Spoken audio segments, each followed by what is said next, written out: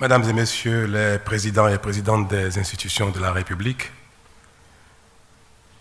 Mesdames et Messieurs les membres du gouvernement, Mesdames et Messieurs les responsables de partis politiques, Mesdames et Messieurs les délégués au dialogue politique, distingués invités, permettez-moi d'exprimer à chacun de vous, au nom de la République tout entière, ma satisfaction et ma reconnaissance pour votre présence qui témoigne de votre amour et de votre disponibilité pour notre pays. Notre rencontre de ce jour, loin d'être le signe d'un quelconque stress de notre démocratie, s'apparente à mon sens à une exigence de check-up quand survient une quinte de tout d'une résonance inhabituelle. Mesdames et Messieurs, notre système partisan était devenu nuisible pour notre pays, tel un ongle incarné dans l'orteil. Fallait-il le tailler avec courage dans la douleur ou ne rien faire au préjudice du bien-être durable? Avec honneur et responsabilité, notre 7e législature a vaincu la fatalité en réformant notre dispositif partisan par le vote à la quasi-unanimité de ses députés, toutes tendances confondues, d'une nouvelle charte des partis politiques et d'un nouveau code électoral pour répondre à notre besoin unanime d'assainissement. À la mise en œuvre de ces lois, Mesdames et Messieurs, nous nous sommes déchirés au point de compromettre notre cohésion. Nous, acteurs politiques, avons semé à notre propre égard le doute, la méfiance et la défiance dans l'esprit de nos concitoyens. Si les événements des mois d'avril, de mai et juin n'ont pas remis en cause le processus démocratique de notre pays, encore moins son édifice républicain, ils auront néanmoins révélé une certaine inadéquation entre l'idéal unanimement partagé et notre capacité à tous de nous adapter aux exigences de cet idéal. Mesdames et Messieurs, notre pays nous appelle au réalisme, à la solidarité et à la cohésion. Aussi indiqué qu'il puisse paraître, notre charte des partis politiques et notre code électoral nous ont causé du tort. Parce que bon nombre d'entre nous, à la mise en œuvre, ne s'y sont pas retrouvés.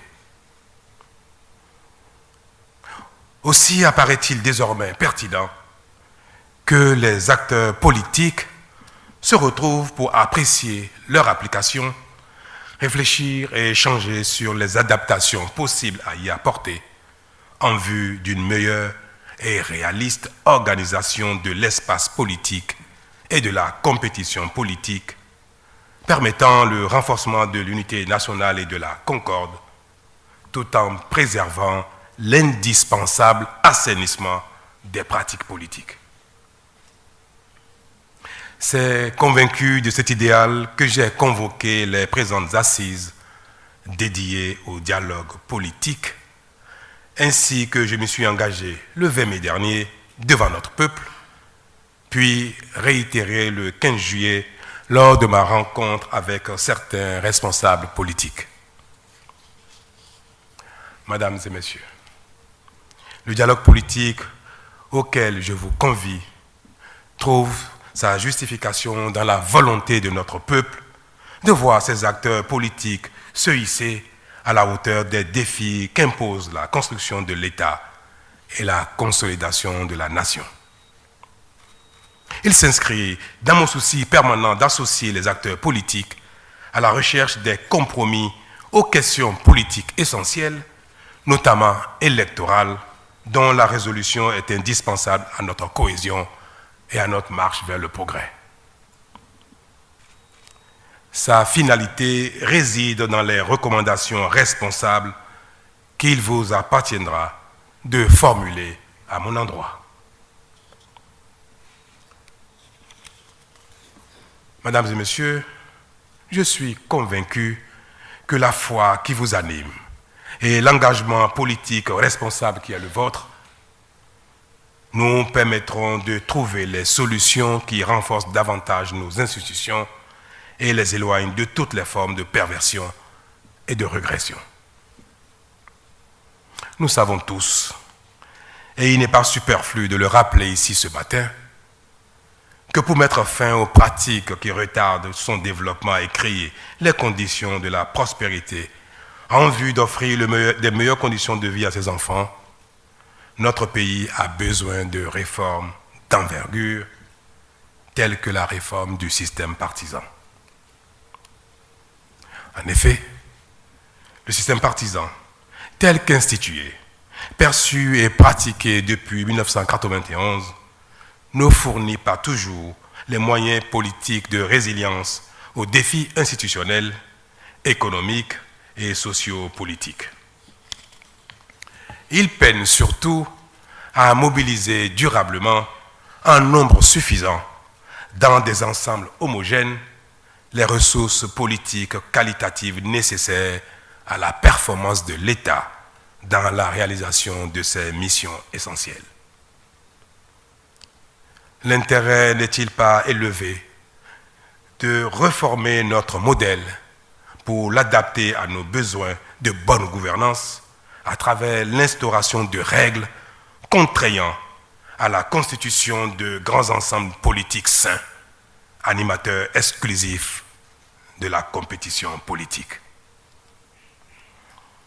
Mesdames et messieurs, dans la vie d'une nation, de telles rencontres ne sont pas fréquentes, même si elles sont souhaitées.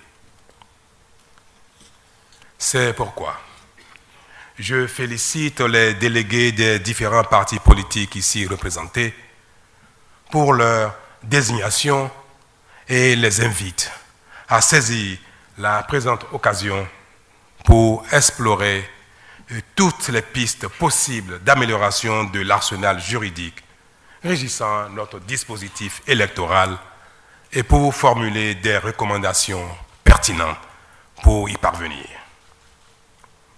À ce propos, je ne doute pas que le sens de devoir vis-à-vis de la République prévaudra lors des échanges et que sera préservé l'essentiel.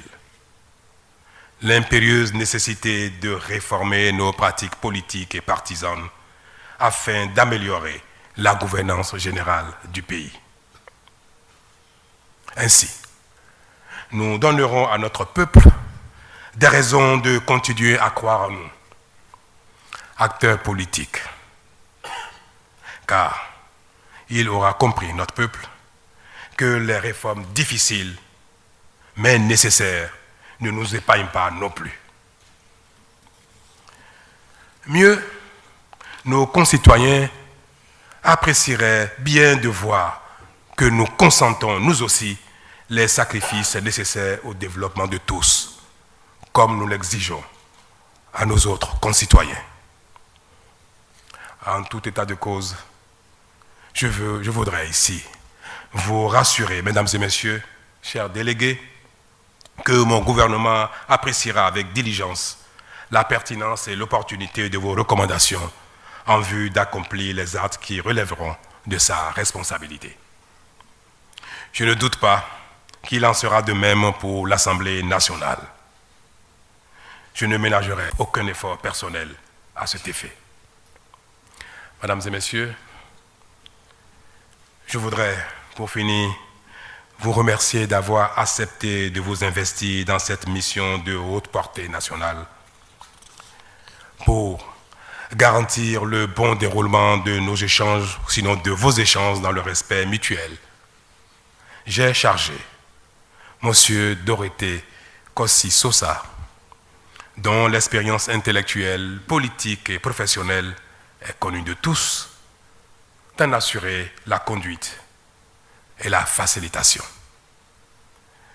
À ses côtés, officieront M. Victor Prudent Topanou, que j'ai désigné comme premier rapporteur, et deux autres que je voudrais que vous désigniez vous-même en votre sein.